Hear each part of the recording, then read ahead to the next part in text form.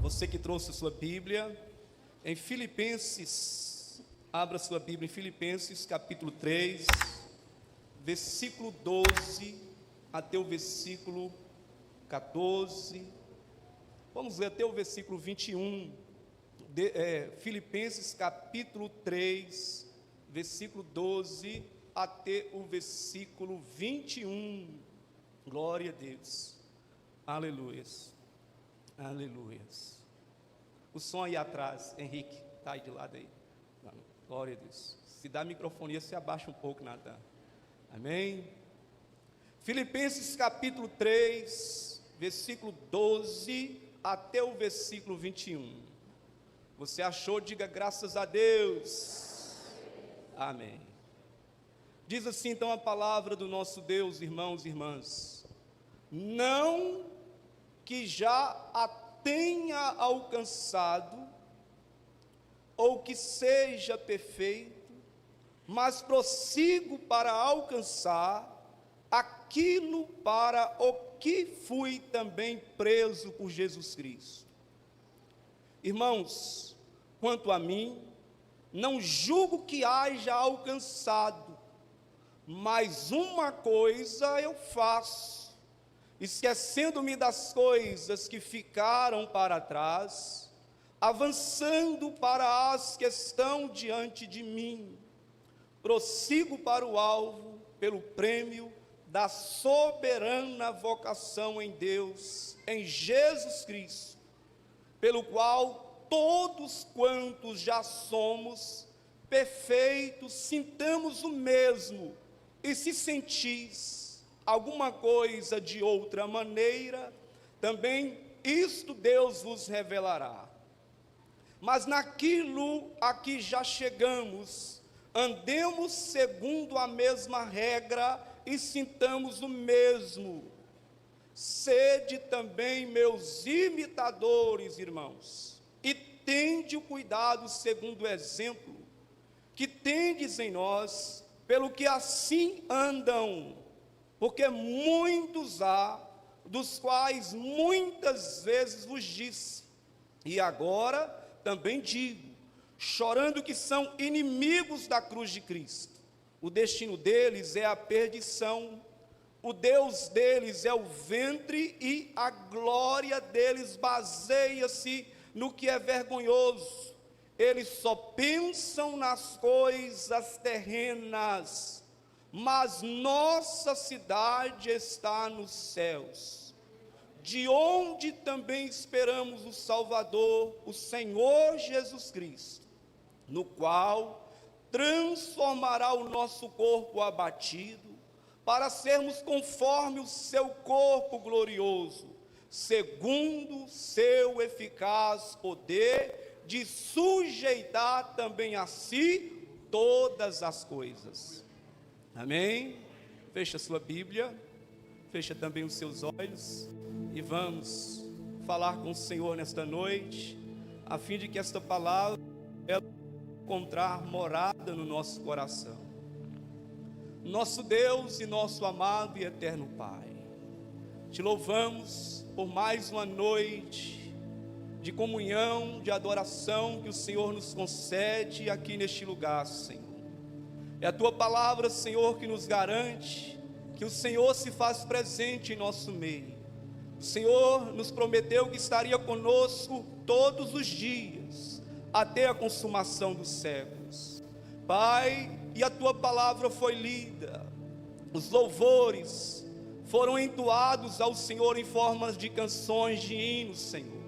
Agora a Tua palavra há de ser proclamada, há de ser ministrada aos nossos corações. Pedimos, meu Deus, a graça do Senhor sobre as nossas vidas.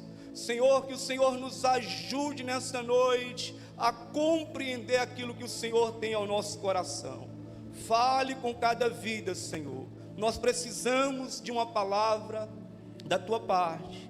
É o que nós oramos nesta noite, em nome de Jesus. Amém e graças a Deus.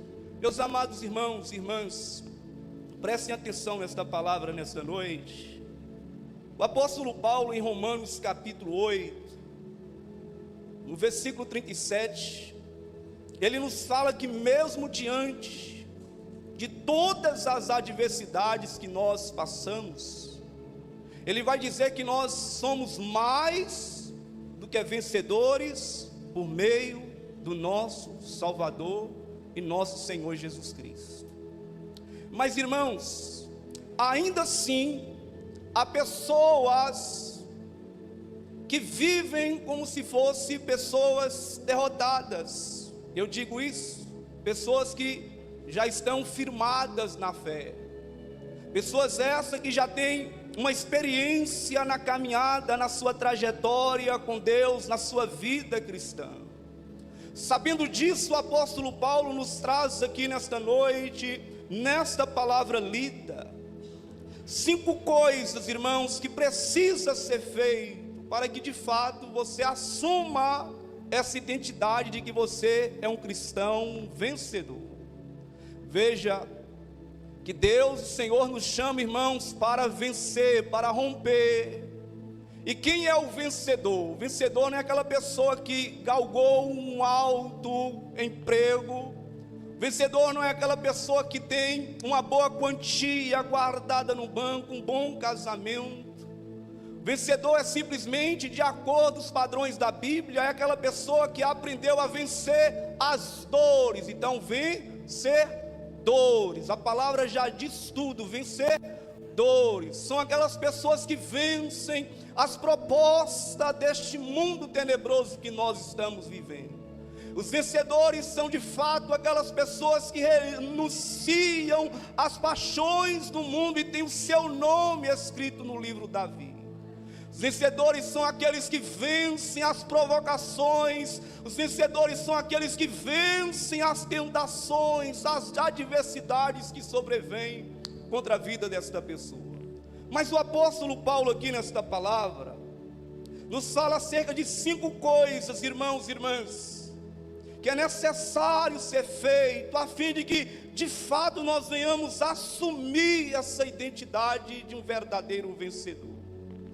Primeira coisa que o apóstolo Paulo nos faz menção é que se de fato nós desejamos ser vencedores na nossa vida, é preciso, irmãos, primeiramente mortificar, fazer morrer o nosso passado. E veja que é isso que o apóstolo Paulo nos diz aqui no versículo 3.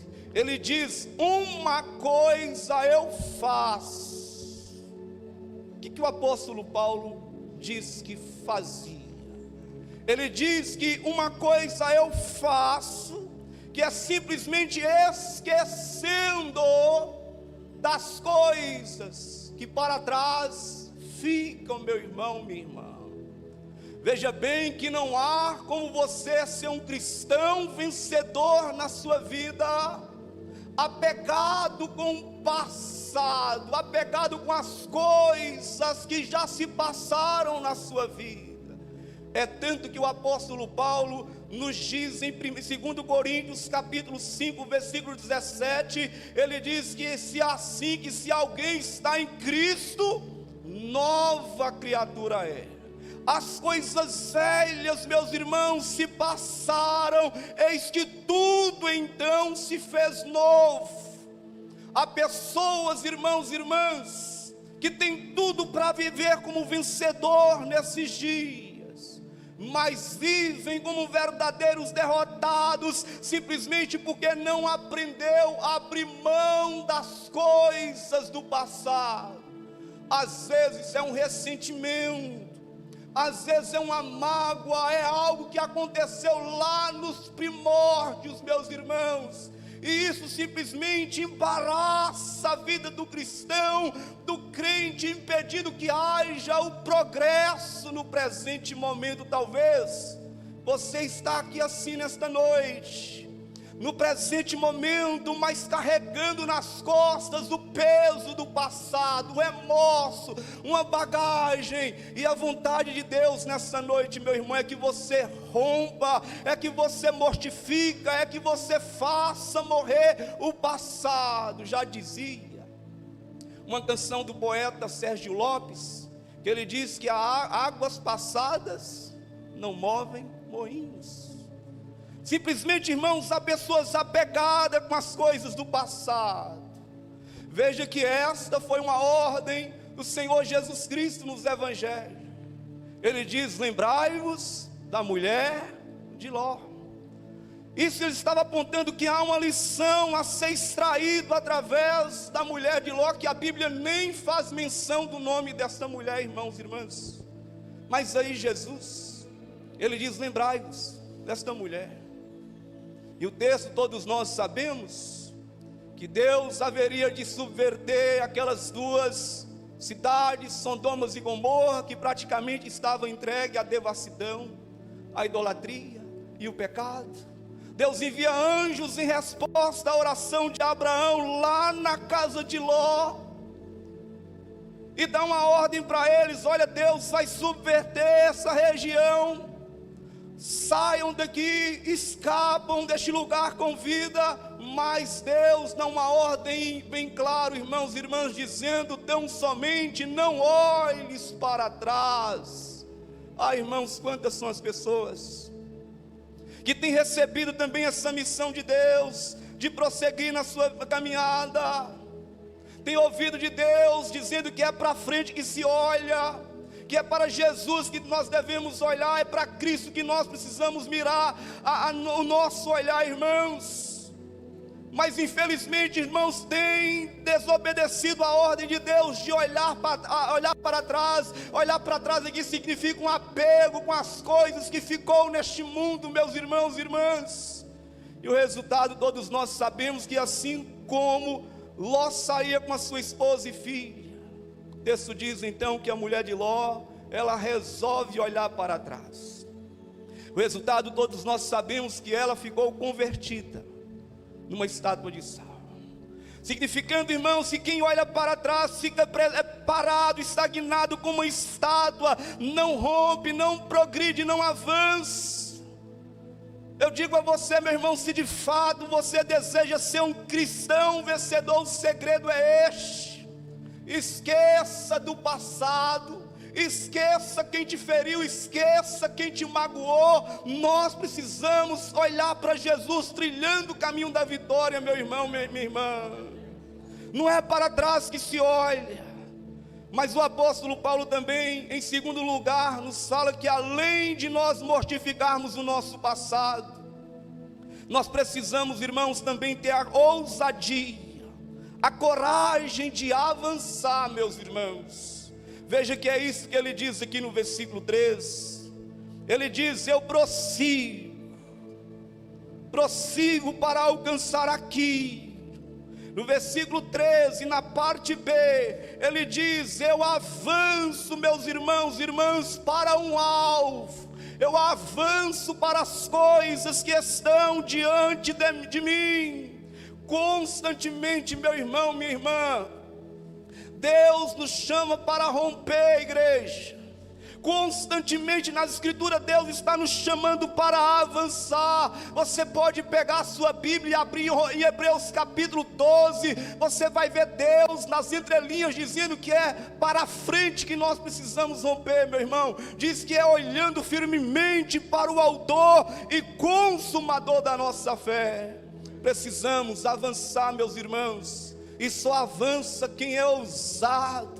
Só avança quem de fato, irmãos, é corajoso. O escritor de Hebreus diz que mesmo que nós estamos rodeados de tão grande nuvem de testemunhas, nós precisamos deixar todo embaraço. Nós precisamos correr a carreira que nos está proposta, olhando, irmãos, firmemente para o autor e consumador da nossa fé. Não é da vontade de Deus, crente, que você fique estagnado na sua vida espiritual, paralisado na sua caminhada. A Bíblia diz que Deus te chamou para você avançar. A Bíblia diz que Deus chamou para você correr, para avançar, para progredir, e não simplesmente se estagnar na sua vida, achando que está bom, está cômodo. Não foi para isso que Deus chamou. Ele te chamou simplesmente para você progredir. Ele te chamou simplesmente para você avançar, para romper com as coisas do passado e avançando, irmãos, para as coisas que estão diante de nós, na nossa frente. Mas em terceiro lugar, versículo 20: para ser um cristão vencedor é necessário que você carregue dentro de si, meu irmão, uma visão celestial. Vamos repetir isso? Uma visão celestial. Veja aqui que Paulo vai dizer aqui no versículo 20, meus irmãos: mas a nossa cidade, a nossa pátria está nos céus. Somente, irmãos, o cristão vencedor é que consegue deslumbrar a realidade celestial que está nos reservada na vida vindoura. E nós precisamos carregar dentro de nós, igreja, a visão do celestial. Acontece que há muitas pessoas vivendo nesses dias enraizadas, arraigada com as coisas terrenas, um coração sobrecarregado daquilo que é da terra. E por causa disso, irmãos, não deslumbra a glória vindoura, a nossa pátria celestial, as coisas lá de cima, pela qual o apóstolo Paulo diz: pensai nas coisas lá de cima, e não nas coisas terrenas. Juntai tesouro lá no céu, onde a traça e nenhum ladrão rouba, meu irmão. Os céus, nós precisamos pensar mais nos céus, nós precisamos pensar mais na eternidade. Ainda que a vida aqui pode ser que seja boa, mas a nossa mente tem que deslumbrar a eternidade. Nós não somos da terra, diz o Senhor que nós não somos deste mundo, nós somos da eternidade, e o nome de todo salvo está registrado lá no livro da vida, meu irmão, minha irmã. O apóstolo Paulo diz: mas a nossa pátria, meu irmão, não está aqui na terra. A nossa pátria está nos céus, meus irmãos. Jesus nos evangelhos constantemente, irmãos, se esforçava para imprimir os céus na mente dos seus discípulos.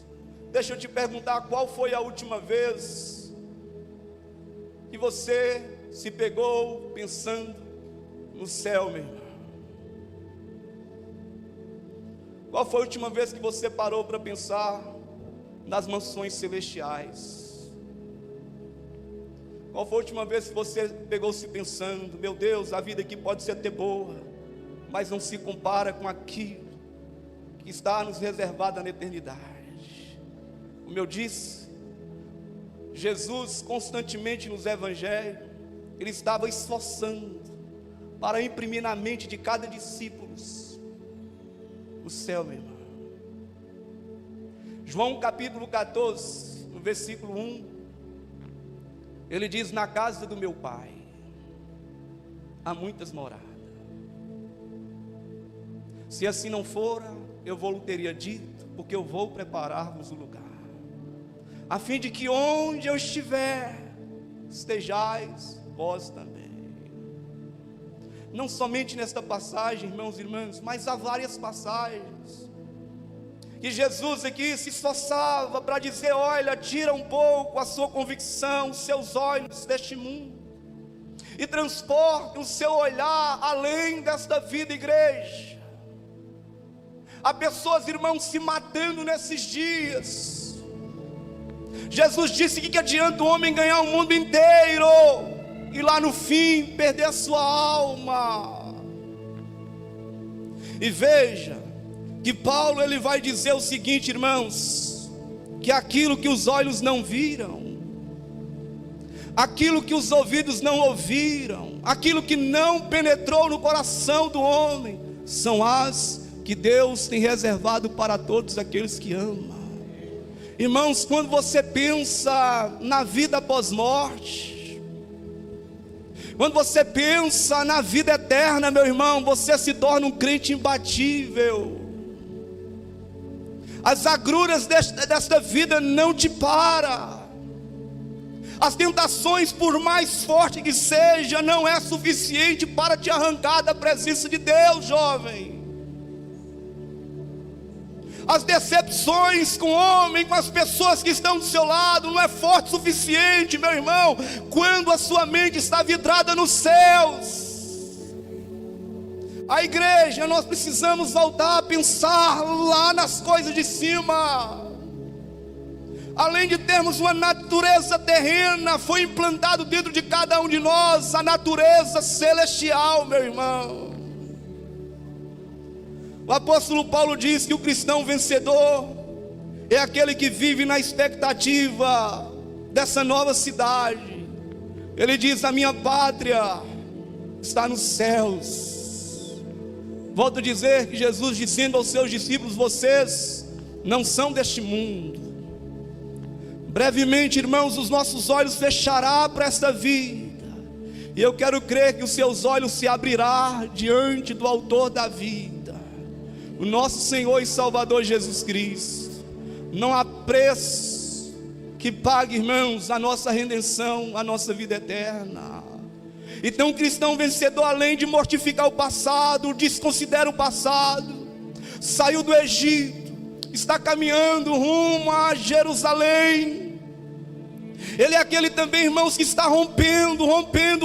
Meu irmão, deixa eu te perguntar: onde você está nessa carreira? Onde você está nessa jornada? Em que ponto, meu irmão, você parou, estagnou? Quem sabe porque você simplesmente tem voltado o seu olhar para trás, olhado para as coisas que tem te atraído neste mundo. Está preso, pastor.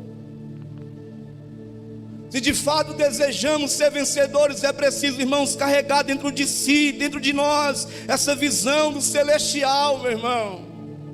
Mas em quarto, mais do que isso, irmãos, é preciso viver na expectativa da volta eminente do nosso Senhor Jesus Cristo. Olha aqui que Paulo diz: mas a nossa pátria está nos céus, de onde esperamos o Salvador, que é Cristo. O cristão vencedor, ele é aquele que vive na expectativa da volta do Senhor Jesus a cada momento, meu irmão, minha irmã. O pensamento dele está aqui, mas ele anseia a volta do Senhor Jesus Cristo. Se há algo que nós precisamos fazer, igreja, presta atenção, é alimentar isso dentro de nós, é alimentar essa esperança, essa expectativa acerca da volta de Jesus. Paulo vai dizer que se esperamos em Cristo apenas nesta vida, nós somos os mais miseráveis de todos. Você sabia que o tema sobre a volta de Jesus é o assunto mais enfatizado nas Escrituras Sagradas? Você sabia que há 300 textos na Bíblia que falam acerca da primeira vinda de Jesus?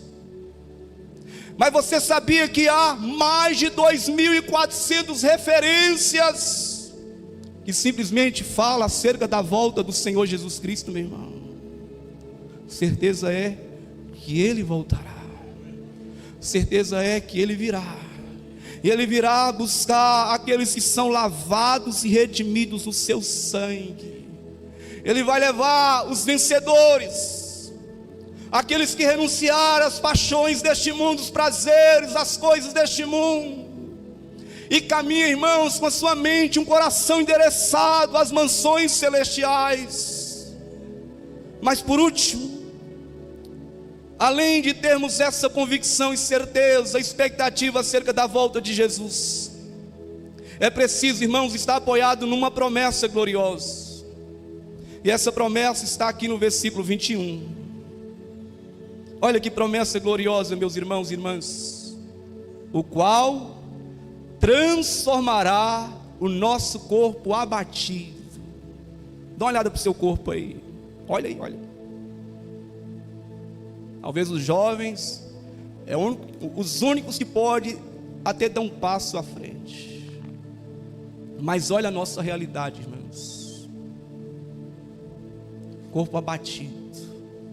O corpo que é sujeito às dores, o corpo que é sujeito às enfermidades, às marcas da idade que avançam, que chegam.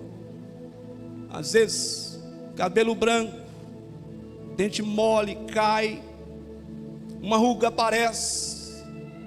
Mas veja que promessa gloriosa que o apóstolo Paulo nos faz nessa noite, nesta palavra, meus irmãos e irmãs. E nós, como cristãos, precisamos estar alicerçados, apoiados nessa promessa. Qual, pastor? Ele transformará o nosso corpo abatido no corpo glorioso, igreja. O nosso corpo abatido, conforme o seu corpo glorioso, segundo o seu eficaz poder, meu irmão, minha irmã, receberemos um novo corpo na eternidade. A Bíblia diz que isto pode acontecer tanto no arrebatamento, quando houver a ressurreição. Nós teremos um corpo livre de dores, livre de enfermidades, porque o nosso corpo será semelhante ao corpo do nosso Senhor Jesus Cristo. Mas veja, eu encerro aqui, irmãos, porque nós temos a ceia do Senhor. Em Apocalipse nos fala acerca de 7 promessas ao que vencer. Ao que vencer. Não são para os perdedores, não são para os derrotados, mas nos traz aqui 7 promessas ao que vencer. Apocalipse capítulo 2, versículo 7 diz: quem tem ouvidos, ouça o que o Espírito diz às igrejas. Ao que vencer, dar-lhe-ei de comer da árvore da vida que está no paraíso de Deus. Apocalipse capítulo 2, versículo 11. Quem tem ouvidos, ouça o que o Espírito diz às igrejas. Ao que vencer, de modo algum sofrerá dano na segunda morte. Apocalipse capítulo 2, versículo 17. Vai tomando posse dessas promessas. Quem tem ouvidos, ouça o que o Espírito diz às igrejas. Ao que vencer, darei do maná escondido, e lhe darei uma pedra branca, e na pedra um novo nome, escrito, o qual ninguém conhece, senão aquele que o recebe. Apocalipse capítulo 2, versículo 26. Ao que vencer, e ao que guardar as minhas obras até o fim, lhe darei autoridade sobre todas as nações. Apocalipse capítulo 3, versículo 5. Ao que vencer, será assim vestido de vestiduras brancas, e de maneira nenhuma riscarei o seu nome no livro da vida. Antes confessarei o seu nome diante de meu Pai e diante dos meus anjos. Apocalipse capítulo 3, versículo 21. Ao que vencer, lhe concederei que se assente comigo no meu trono. Apocalipse 21, 7. Aquele que vencer herdará todas essas coisas. Eu serei o seu Deus e ele será o meu filho. Eu quero convidar você que aqui está nesta noite, meu irmão, a entrar nessa fileira de vencedores. Quero convidar você a se colocar de pé no seu lugar nesta noite. Quem sabe a sua sina tem sido uma sina de derrotado, mas o Senhor nesta noite nos conclama por meio desta palavra, que nós precisamos, irmãos, vencer. Precisamos fazer morrer o passado. Precisamos com ousadia avançar, meu irmão. Você vai fechar os seus olhos nesta noite. Você vai se voltar, se render ao Senhor nesta noite. Talvez você está aqui e não tenha pensado nas coisas lá de cima. E quando não se pensa nas coisas lá de cima, meu irmão, qualquer coisa te para nesta vida. O prazer te ludibria, te engana, te seduz. As amizades e tantas outras coisas, irmãos. Nós estamos vivendo na era da distração. Quantos crentes distraídos nesses dias? E Paulo, ele diz: uma coisa eu faço, é que esquecendo das coisas que para trás ficam, meu irmão, rompa com o seu passado. E às vezes você está aqui impedido de avançar na sua vida por causa do peso, por causa das coisas que ficaram lá atrás, meu irmão. Pastor, o senhor não conhece a minha história, mas Jesus conhece. Pastor, o senhor não sabe o meu passado, mas Jesus conhece. Jesus disse em relação à sua vida passada: dos teus pecados não mais me lembrarei. Ele diz na sua palavra que quando você confessa, você alcança graça e misericórdia. Ele diz que quando você confessa o seu passado a Ele, Ele pega o seu passado, o seu pecado e joga lá nas profundezas do oceano, meu irmão. Ele lança para trás de si e diz: os teus pecados não mais me lembrarei. Não há como viver algo novo de Deus, igreja. Não há como avançar na nossa vida espiritual, igreja, preso no saudosismo. Há aqueles que dizem ainda: mas era tão bom quando era assim, era tão gostoso. E às vezes, irmãos, não é nem as coisas ruins que aprisionam a pessoa no presente, às vezes são as coisas boas, é o saudosismo. Oh, meu irmão, você não sabe o que está reservado para nós. Ruas de ouro, mar de cristal. Nós estaremos diante do autor da vida. A Bíblia diz que Ele nos coroará com a coroa da vida, igreja. Eu quero desafiar você nesta noite, a você que aqui está, irmão, irmã. Você, quem sabe, que começou a sua corrida, a sua carreira bem, mas por algum motivo você parou, você estagnou. É tempo de voltar para a corrida.